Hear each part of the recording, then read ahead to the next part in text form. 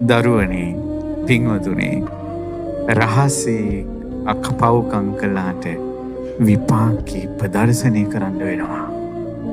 ඒක වහන්න බෑ.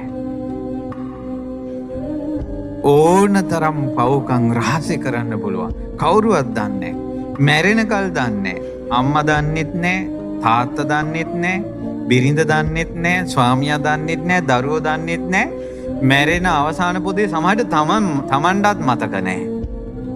විපාක ඉදිරියේ ප්‍රදර්ශනය කරනවා උඹ මෙහෙම කළා කියලා. ඊට පස්සේ මොකද වෙන්නේ? කන් ඇහෙන්නේ නැති කර්මයක් එයා කළා තියෙනවා නම් බීරෙක් විදිහට උපදිනවා. අම්මට තාත්තට අතපය දික් කරලා අනිත් අයට වකුටු අතපය වකුටු කරලා විකාර කරලා ඒ කර්ම කළා තිබ්බොත් අතපය වකුටු වෙලාම උපදිනවා. නුඹ මේ කර්මය කළා ප්‍රදර්ශනය කරනවා. ප්‍රදර්ශනය කරනවා කර්ම විපාකේ. කර්මය කරනකොට හැංගිලා කරනවා. හැංගෙන්න පුළුවන් කර්මය විපාකේ ප්‍රදර්ශනය කරන්න වෙනවා. අපි සියලු දෙනා කර්ම